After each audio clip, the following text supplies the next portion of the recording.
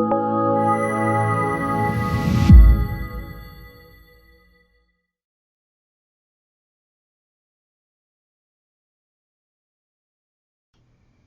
Jacob Hornberger, president of the Future of Freedom Foundation, and this is episode 19 of my series on the JFK assassination. When the team of Secret Service agents went into action immediately after President Kennedy was declared dead at approximately 1 p.m. on November 22, 1963, with the aim, of course, of preventing the Dallas County Medical Examiner, Dr. Earl Rose, from conducting an autopsy as required by Texas law, one of the first things that was done was to order a casket in which to place President Kennedy's body. And the casket that was delivered by a local funeral home was, not surprisingly, a very, very nice casket, very expensive, very heavy, ornate, something that you would expect that would be delivered for the President of the United States. Well, the medical personnel at Parkland wrapped President Kennedy's body in sheets, and then wrapped his head in sheets, and then placed the body into the casket, put the top on. And then that was when the big altercation took place. That Dr. Earl Rose said, no, you're not going to take this body out of here. That Texas law requires an autopsy to be done. Now, keep in mind that only Dallas County had jurisdiction over this crime. It wasn't a crime to assassinate the president under federal law. So the Secret Service had no jurisdiction, neither did the FBI. The Justice Department didn't have jurisdiction, and certainly the military didn't have jurisdiction. Only Dallas County did. And under Texas law, as we discussed in the very beginning of this series, an autopsy is oftentimes the best evidence, and the body's the best evidence of what happened during this particular incident. And so the autopsy report and the autopsy pathologist is oftentimes a critically important part of a criminal prosecution against the person who is alleged to have committed the crime.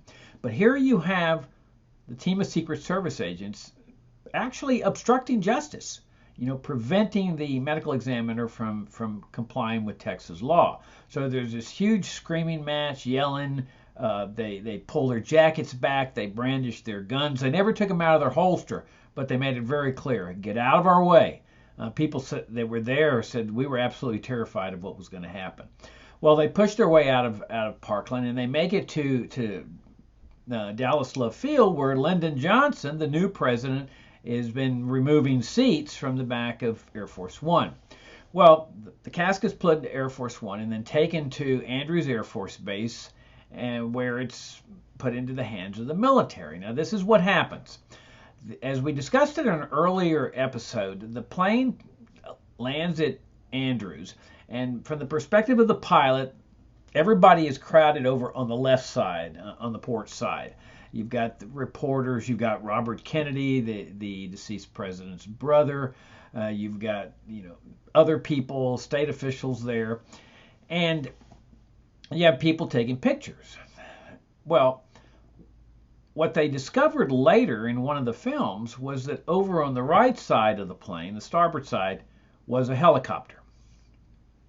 Now, what they do is Bobby Kennedy comes onto the plane and just goes right past Johnson, doesn't acknowledge him, doesn't say anything to him. I mean, they absolutely hated each other, these two men. So Kennedy doesn't even acknowledge him, and he goes right to Mrs. Kennedy. And then they end up taking this heavy casket from this Dallas funeral home that weighed a few hundred pounds, and they carefully take it off the back left of the plane, and then they put it in the back of a Navy vehicle. And Bobby Kennedy and Mrs. Kennedy get into that Navy vehicle, and then it starts proceeding in a slow caravan to the Bethesda Navy Medical Grounds, and specifically to the Bethesda Naval Medical Facility where the morgue is located. Now, they're headed to the front entrance of this facility. The morgue is on the lower entrance, and there's actually an entrance to the morgue in the back of this particular building. So they arrive at the front of this facility at 6:55 p.m. Mrs. Kennedy and Bobby Kennedy get out of the car. They come into the main foyer, and then they go up to an upper floor to some kind of waiting room to await the finishing of the autopsy. However, at 6:35 p.m., there is a contingent of U.S. Marines headed by Marine Sergeant Roger Boyajian that meets a great big black hearse type of a vehicle with a shipping casket in the back. Now, by shipping casket, what we're talking about is what the military used for like troops dying in Vietnam. You know, they weren't going to get a big, heavy, ornate, expensive casket. They just use these cheap, gray, lightweight caskets. They'd throw the body in there and then they ship them home. That's the type of casket in which the president had been placed and that Sergeant Boyajian's Marine team carried into the morgue after taking it out of this hearse where men in suits were in this vehicle. Now, we don't know who those men in suits were, but we know that Sergeant Boyajian filed a report giving the details. Now, that report was not disclosed by the military. Sergeant Boyajian had actually saved this report for 50 years or so. I mean, this is a Marine's penchant for orderliness. And he turned over this report to the Assassination Records Review Board in the 1990s.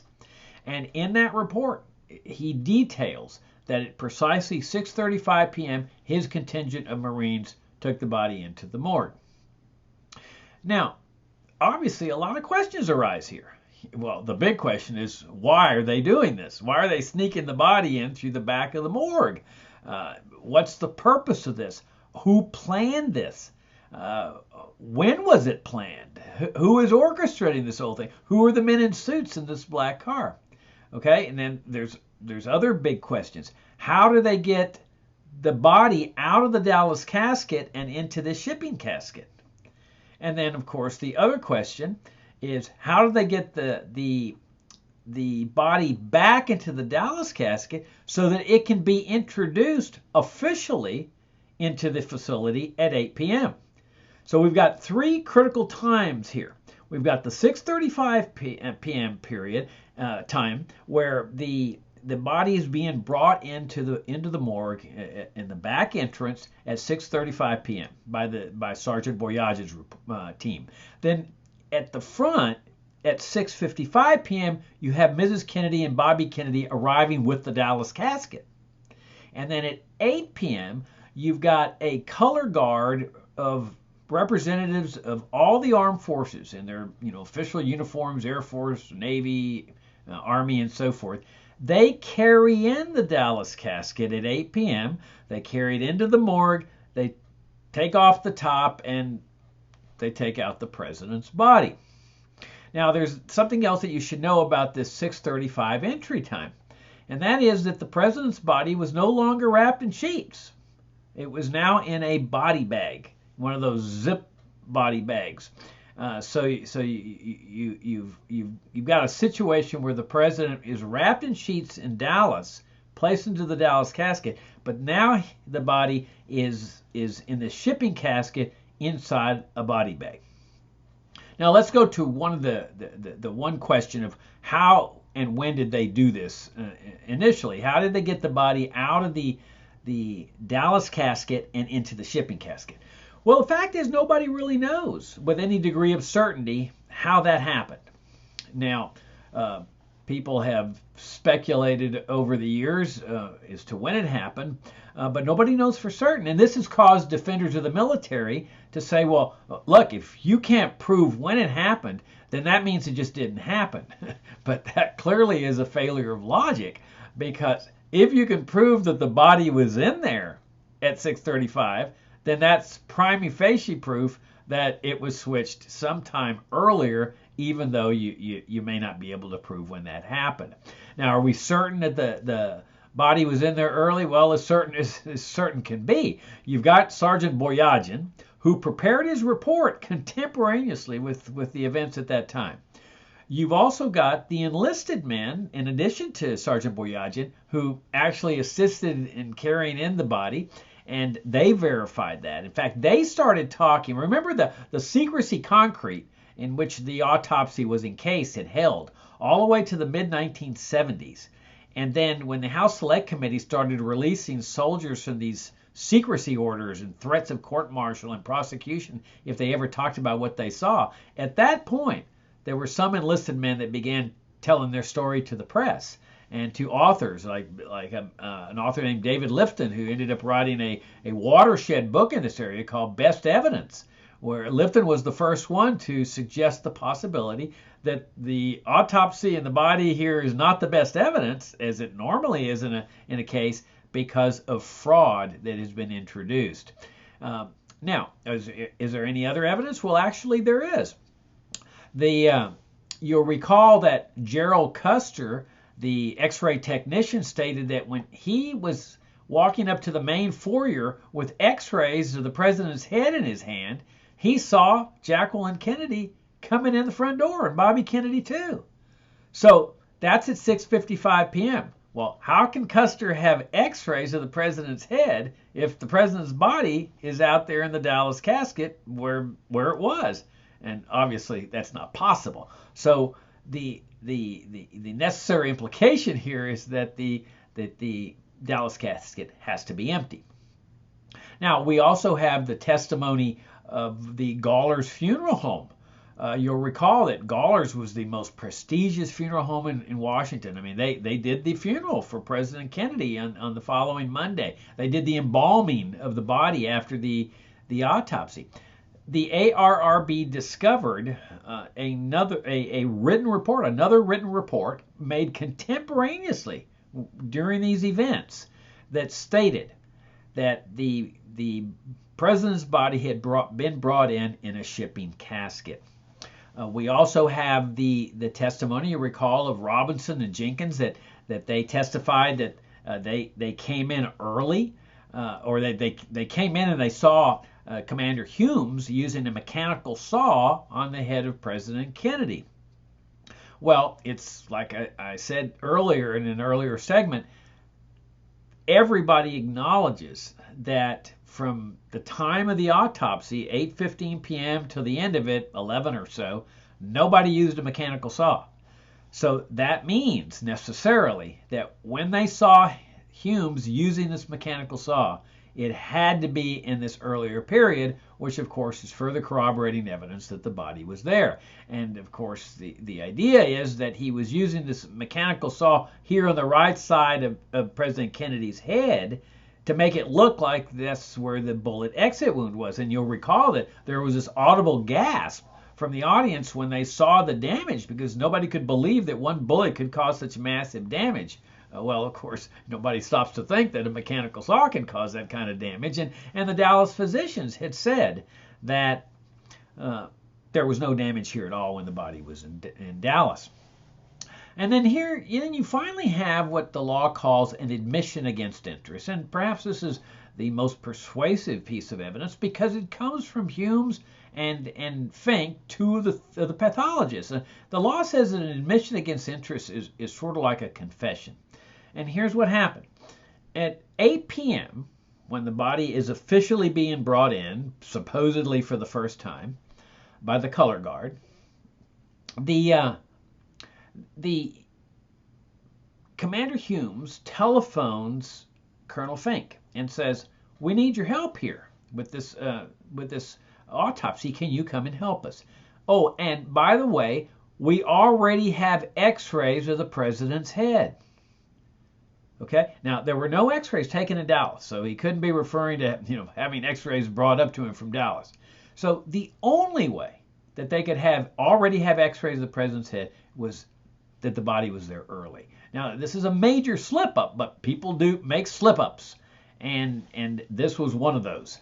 But it corroborates everything else. It corroborates Custer's statement that he's got the X-rays that he's taken up to develop when he sees Mrs. Kennedy, and so forth.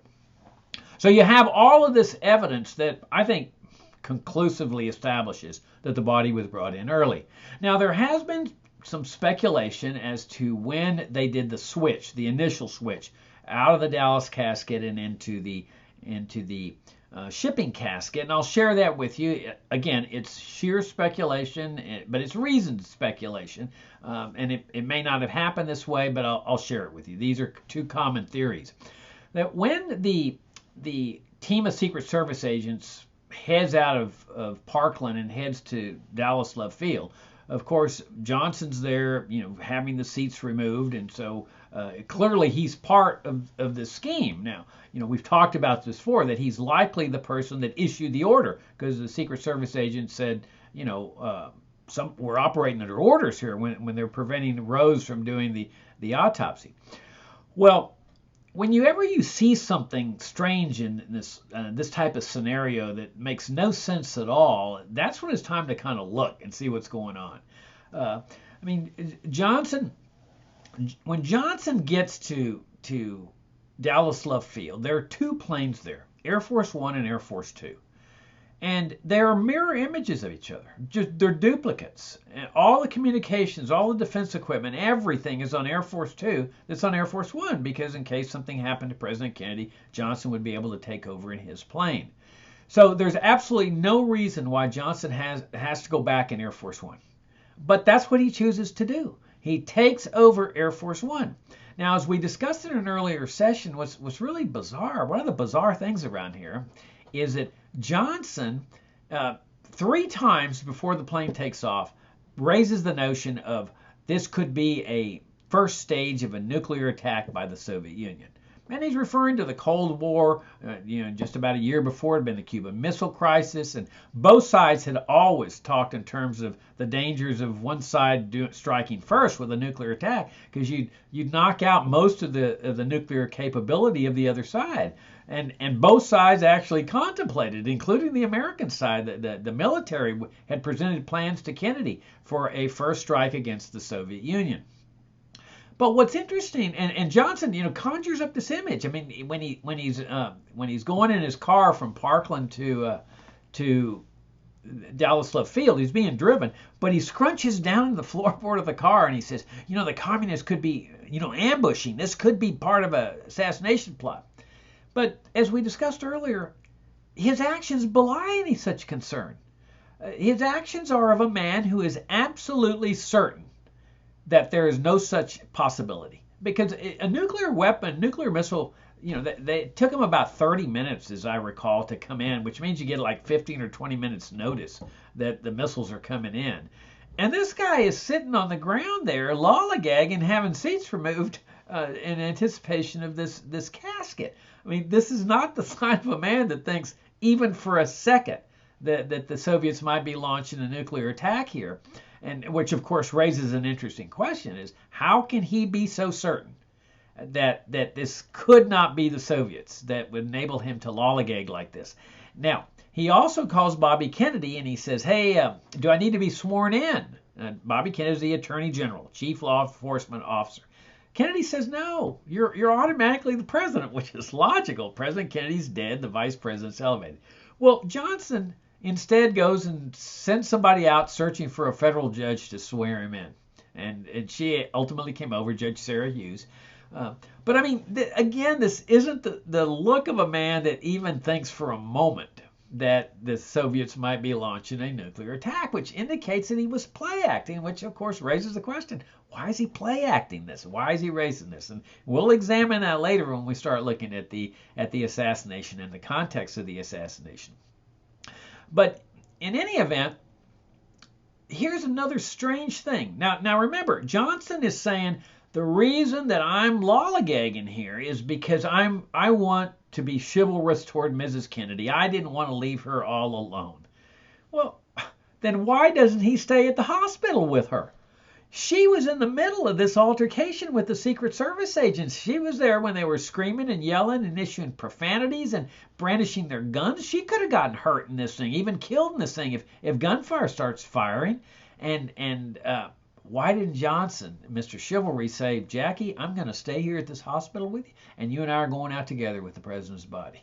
No, instead he beelines it over to the airplanes to start removing seats, because he's presumably told the Secret Service agents, get this body out of here and get it out of here fast.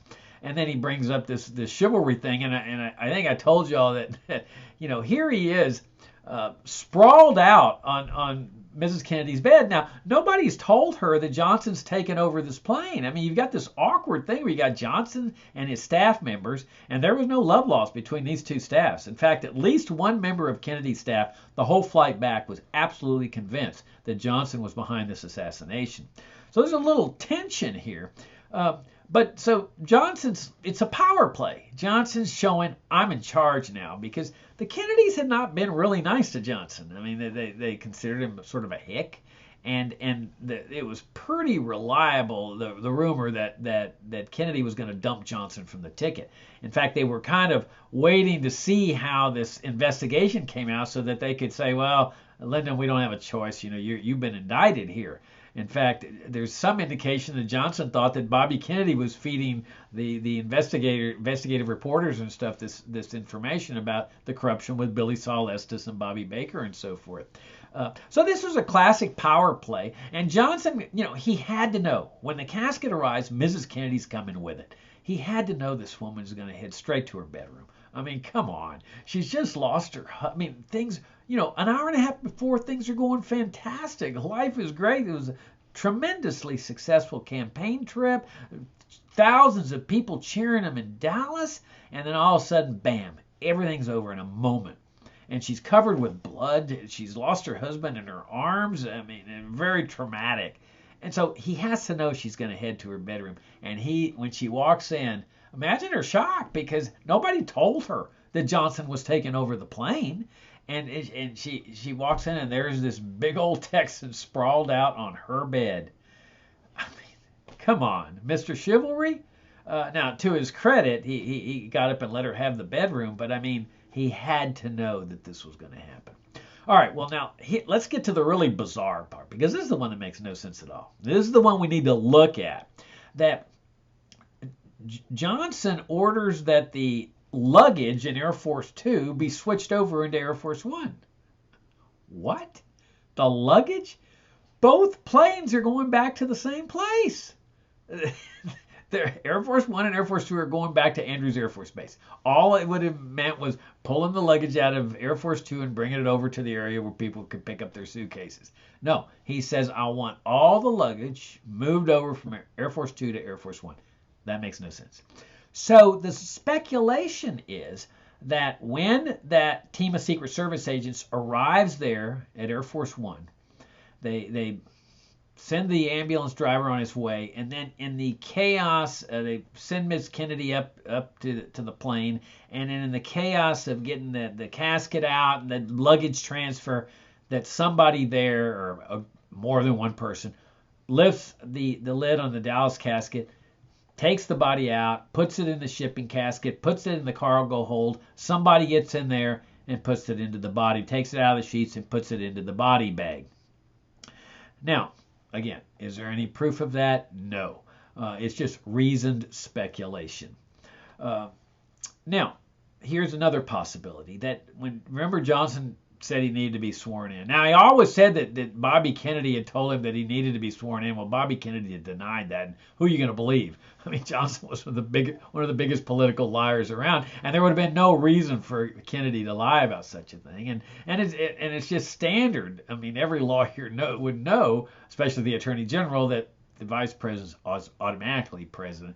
So you have this swearing in, and Johnson requires everybody to come forward, and including Mrs. Kennedy. I mean, this is incredible.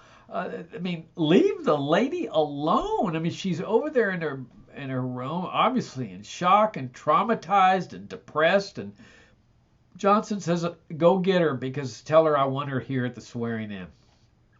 Now, the press went gaga over this. Oh, continuity of government. Mrs. Kennedy's presence showed continuity of government in our great democracy. What do you mean continuity of government? She's not part of the government. She's the president's wife. That's not part of the government. She did not have to be a witness. In fact, you didn't need any witnesses for this swearing in. But that's the other speculation here, that when Johnson moves everybody forward for his swearing in, that the body is switching is taking place in the rear of the plane. Again, no proof of that. All right, now how do they get the body back after they do what they're going to do in there? Okay, including the mechanical saw and so forth. How are they going to get the body back into the Dallas casket and then in the front of the facility to bring it in officially at 8 p.m.? Well, this is another discovery of the ARRB. But now remember again, we've emphasized this in the past, that when the ARRB discovers these things, it is absolutely prohibited from investigating anything. The law said you cannot investigate if you find shenanigans, if you find anything. And remember, the board strictly enforced it. I mean, you know, at any point, the board could have gone to Congress, the executive director could have gone to Congress, the general counsel could have gone to Congress and said, look, we've discovered some massive irregularities here. And, you know, irregularities to say the least. But none of them did that. So you have this situation where the ARRB is taking the deposition of the two FBI agents. Now, we've talked about them, Francis O'Neill and James Sibbert. They wrote the O'Neill-Sibbert report that's online. And interestingly enough, the Warren Commission never asked these two FBI agents to testify, and they also never asked, the House Select Committee never asked them to testify. The first time they're testifying is 30 years after the assassination before the ARRB. And of course, that's the report that in their report they reflected pre-autopsy surgery on President Kennedy's body. Now, they told the ARRB that they brought in President Kennedy's body into the morgue. And of course, you can imagine the shock of the general counsel, Jeremy Gunn. I mean, he's asking, what? You did what? And I'm paraphrasing, of course. But they said, yeah, we brought in the body. Well, Gunn knew that the honor guard, you know, with the representatives of all the armed forces with their dress uniforms, that they had brought in the casket at 8 p.m.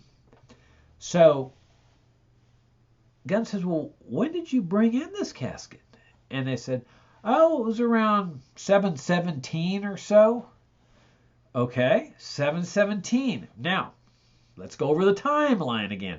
6:35, the bodies sneaked into the morgue in the back entrance there. 6:55, Mrs. Kennedy and Bobby Kennedy are out there, arrive in the front of the vehicle with the Dallas casket, which obviously has to be empty. And they don't know it's empty, but it obviously has to be.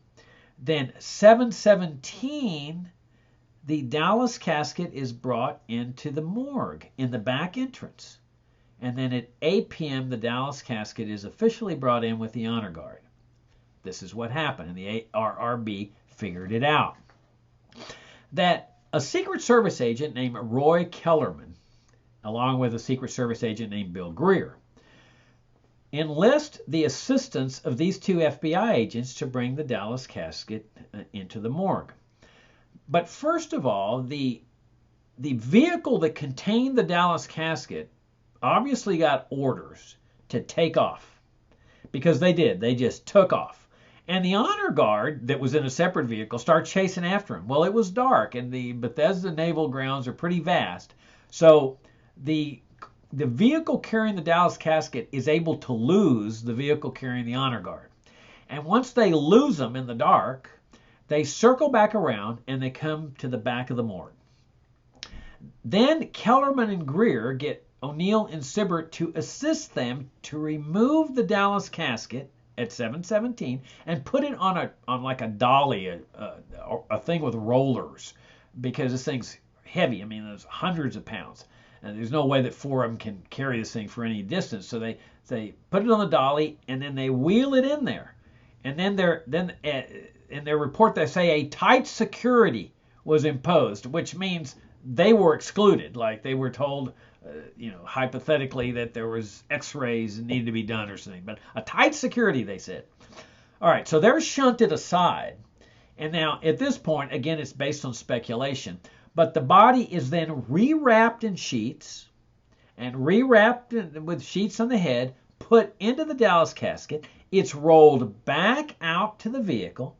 It's put into the vehicle, and then the vehicle comes around to the front, And the honor guard people say, "Where'd you guys go? What's the deal?" And of course they made some cock and bull story up. But now everything is back to normal. You've got the Dallas casket with the body in it back in the front, and then soon after that it's carried in by the honor guard, and no one's any wiser as to what's happening, including O'Neill and Sibert, because then once the Dallas casket's brought into the morgue, it's taken out, the body's taken out, they're preparing for the autopsy. Sibert and O'Neill are now let back in, and from what their appearance is well, everything's normal. We helped bring it in. So that's how they figured out through that what had happened here through Sibert and O'Neill's testimony. That's how they did the body switching back into the Dallas casket. Now, we'll wrap this segment up with interesting tidbits about Roy Kellerman, because Kellerman had a busy day on November 22nd, 1963. So here Kellerman is orchestrating the body switching scheme there at the Bethesda morgue. But earlier than that, he was actually the passenger in the limousine in which President Kennedy was killed, and Greer was the driver. Now, you'll recall that when we discussed the Secret Service in the context of Clint Hill, when Clint Hill jumps onto the back of the limousine and pushes Mrs. Kennedy back in the seat, as shown in the Zapruder film, and he lies down on the president, he's ready to take a bullet for the president in case another one comes through. That's his job. That's what a Secret Service agent's supposed to do. And for the rest of his life, Clint Hill was depressed. I mean, he suffered from severe depression because he felt so guilty that he wasn't there to take the shot that hit Kennedy. In fact, Lyndon Johnson's car, which was a few cars back, there the Secret Service agent jumped over the seat. His name was Rufus Youngblood. He crammed Johnson into the floorboard, smothered him, and was ready to take a bullet. But not Roy Kellerman. Kellerman sat there in the passenger seat like an old bump on the log. I mean, you would think this guy thought he was just a tourist there touring Dallas, looking at the sights and so forth, because he doesn't move a bit, not one single bit after that first shot is fired. In fact, Greer himself didn't really react the way you would think a Secret Service agent would react. You would think that once the first shot is fired, and these guys are trained to recognize gunshots, that he would slam on the accelerator. Just step on it, get the heck out of there, because Kennedy could have survived with just the throat wound. But instead, he just waits. Now, many of the witnesses, the bystanders, said that Greer made a complete stop until the president was shot in the head, and then he took off. In fact, you can see in the Zapruder film that Greer is actually looking back at the president. In other words, instead of stepping on the accelerator, he's looking in the back to check what's going on. Now, the Zapruder film shows the car just slowing down instead of just making a complete stop, and that's what has caused some people to think that some frames were eliminated, just like Orville Nix believed that some frames were eliminated from the copy of the film that he took that was given back to him. But in any event, people have also looked at Greer's head snap, and it's an incredible head snap. I mean, it goes so fast that it would be almost impossible to reproduce. I mean, this guy's either got a super powerful neck that is able to look back and snap it back really, really fast, or a frame or two has been deleted. And obviously that if the limousine made a complete stop, that might be something that people might not want to be seen in the film.